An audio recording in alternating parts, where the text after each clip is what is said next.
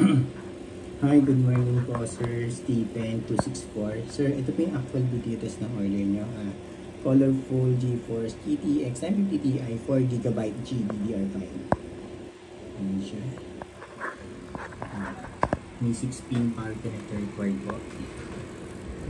Galing sa power supply. Warranty sticker po namin. Sir, panood po sa mga warranty sticker namin. Bawal po alisin para pag may problem. Palit-papagat po namin. Pero pag binuksan nyo yung video card, next yung warranty sticker, void po yung warranty sticker namin.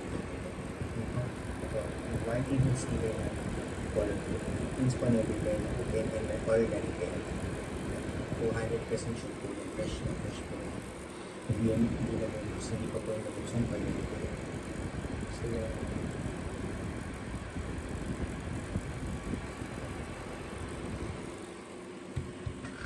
ito po yung test natin sa Permark.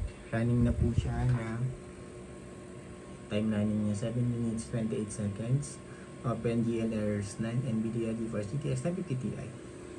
Reading po ng MSI Afterburner software. Yung graph inline na napaka-straight lang, napaka-smooth and stable. Ito po yung buong screen, walang kahit na anong issue, walang random restart or random shutdown, walang hang and freeze, wala din pong BSOD at carries display na lumalabas. Napaka-smooth and stable lang po niyan, Sir Stephen 264. Wala po kayong magiging problema or sakit ng ulo. Okay? Time running po uli niya. Yan, exactly 8 minutes 3 seconds na po. Napaka-stable lang. Close ko na po ito. Permark. Ito yung Permark. Kinara natin. Ito. Yung GPU-Z. Full details and specs po sa GPU-Z.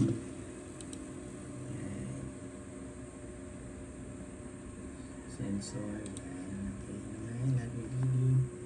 MSI Afterburner software. Yan din po. Okay. Driver check. Right click lang po dito sa desktop. Yan. Ano naman kayo magiging problem sa driver. Automatic install naman po yan sa Windows 10 and 11. Yan. Pero pwede nyo rin manual install pag hindi siya nag-install. Wala naman po problema yan.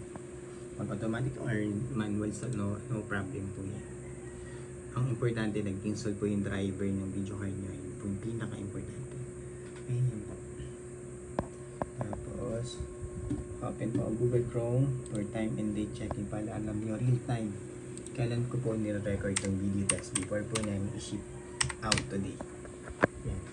Good afternoon na pala. 12:36 PM, Thursday, May 16, 2024. Yan po yung card date and time natin nung nire-record yung video test before po namin i-ship out today.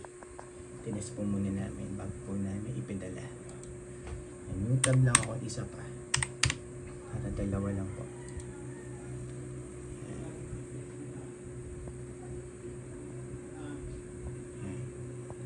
I-save lang po. And pag gusto nyo po i-double check tong website kung legit o and real time, yan, pwede nyo pupuntahan yung website, yan po. Ito din po yung isa. Okay. Yun lang po, Sir Stephen 264. Close ko na to and shutdown para ma-ship out na po namin itong order nyo. Medyo na-delay na rin kami sa pagpapaship out. Attention na po.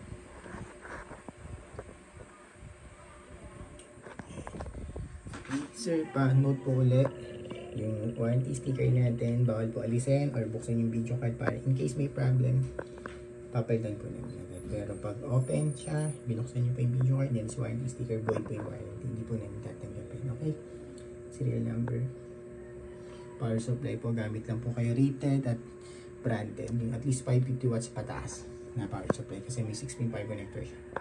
Okay po, yun lang po, sir. Thank you. Bye.